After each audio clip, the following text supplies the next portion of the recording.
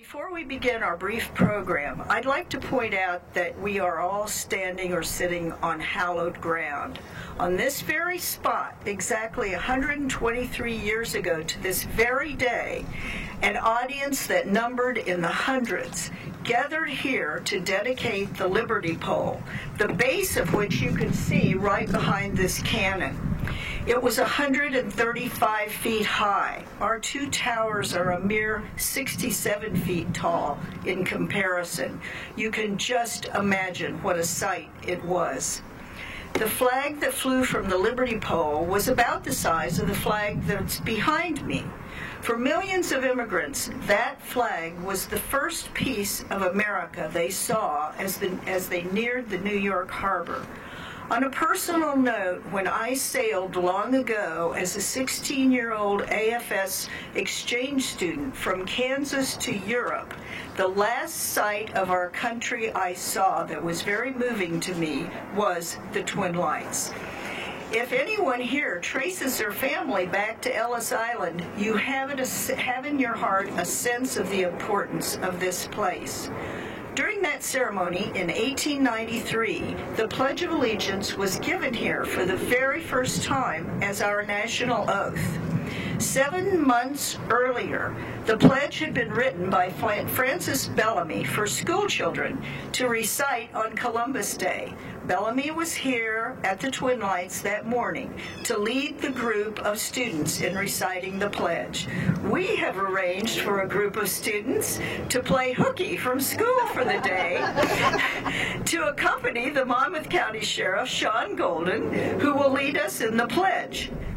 Please post colors.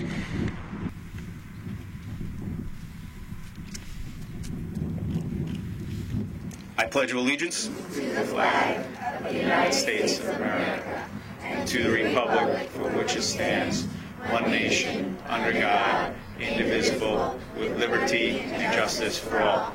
Good morning, everyone. I do get to speak relatively often, and sometimes I think I have a gun to my back. Today I have a cannon to my back. It is a first for me. I'm actually honored and privileged to be here on behalf of the governor, on behalf of the Commissioner Bob Martin, to open this new historic exhibit. Obviously, there's not enough thanks to go around. Mary Jo and our interpretive specialist, Peggy Carlson, they just do an amazing job here. I know enough, having spoken at historic sites before, that when there are so many experts that I'm surrounded with, my words are muted because I'm not a historian by trade. I'm a technology geek. So on behalf of the Park Service, this is one of our just premier historic sites that we have around the state, a state that I think is just great and rich. I know we try to preserve everywhere George Washington was, and we try to do our best job from the Revolutionary War and restoring sites from the Civil War. If we don't use our historic sites, they will fall into disrepair, and this is one of the best, well-used, well-maintained, interpreted sites in the state. Heritage tourism improves Monmouth County's economy through visitor spending. So when we talk about it, just as many people come here to Monmouth County to enjoy, like we said, the fun time, the day, the beaches, as coming here to see our historic sites. So I could not be more honored to stand in front of you here on this great day of the reopening of the Twin Lights. And truly, when we look at this edifice behind us, it is the face of Monmouth County and the face of New Jersey, because this is where our history rests. I had an opportunity last weekend, 2 weekends ago, to speak to the Monmouth County authors, the history books that are written about Monmouth County. And this is an omnipotent part of Monmouth County, because this has been the beacon that brought so many people to our shores. And as our 5-member board, we're proud to be here for this exhibition, to reopen this museum, and to maintain our history. And I'm certainly glad that our children, our students, have stepped forward so that they can partake and they can understand the past long after we're gone. I've often said you don't know where you're going unless you know where you've been. So it's important that we recognize exactly what this building does symbolize to us all. And with that having been said, let me read the following. Presented to the Twin Lights Historical Society. This certificate is presented to the Twin Lights Historical Society on the occasion of the grand reopening ceremony of the new Twin Lights Museum. The hard work and determination of the members of the Twin Lights Historical Society has been the completion of the ambitious renovation of the popular Twin Lights Museum, which draws more than 75,000 visitors a year. At the grand reopening, the museum is presenting a special exhibit highlighting the American experience through its flags and patriotic artifacts. On April 25, 1893, the Pledge of Allegiance, our national oath of loyalty, was given for the first time as part of a special flag-raising ceremony and dedication for the Liberty Pole, a 135-foot flagpole installed in front of the Twin Lights to welcome immigrants as they steamed through New York Harbor. The Monmouth County Board of Chosen Freeholders joins with the Twin Lights Historical Society in celebrating the grand reopening of the new Twin Lights Museum and proclaims this day, Monday, April 25th, 2016, as Twin Lights Museum Day in all of Monmouth County.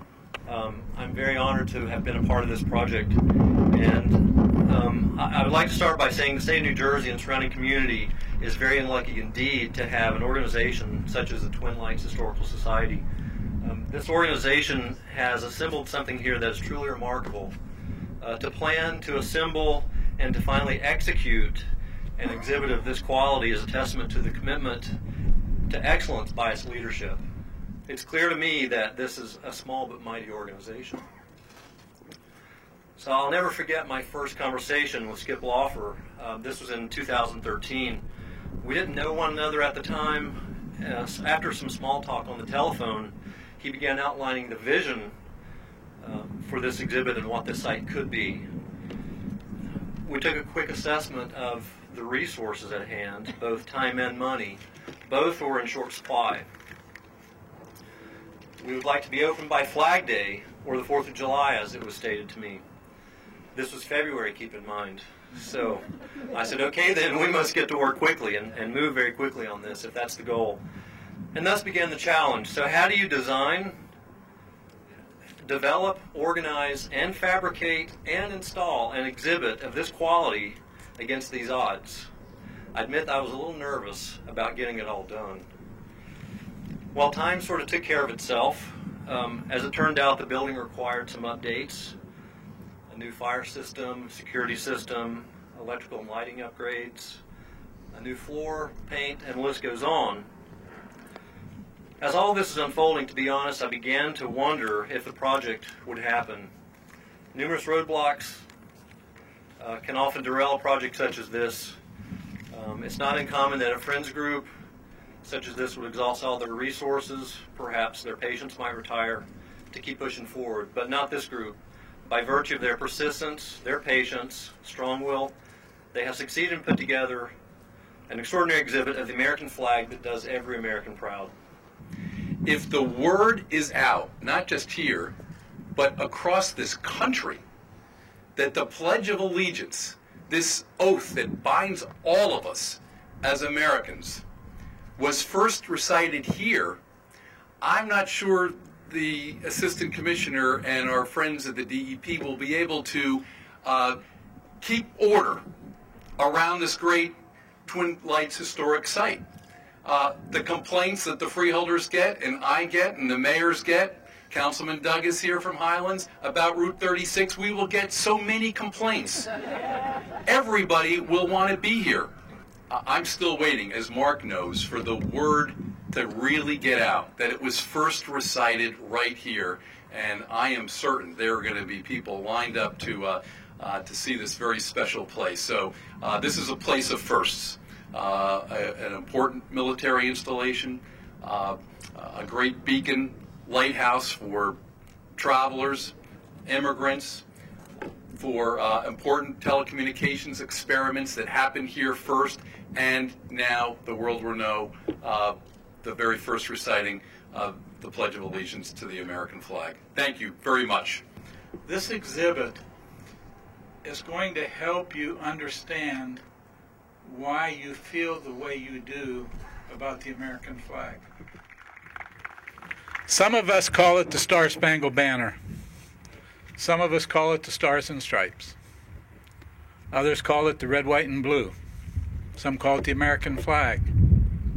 Some call it our flag. Some simply call it the flag. And no matter which one you hear, we all know what they're talking about. They're talking about the flag to which allegiance was first pledged here in this site, the flag of the United States of America.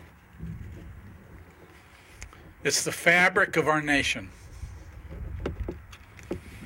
I've been quoted as saying, the flag means more to you and me than it did to George Washington. Think about it. It's true. And there's no better place to tell the story about our flag than where we pledged allegiance to it. On Flag Day, 1914, 102 years ago, Franklin Lane stood at a podium very similar to this. He was Secretary of the Interior. He was standing in front of the building of the Interior, and what was behind him, atop the building, was the American flag. As he walked into the building, he heard the flag holler down to him, "Good morning, Mr. Flag Maker."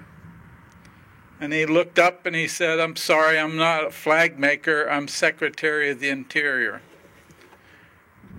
And the flag said, "I know that. I am whatever you make me. Nothing more. I am your belief in yourself, your dream of what a people may become. I am the clutch of an idea. I am no more than what you believe me to be, and I am all that you believe I can be. I am what you make me, nothing more."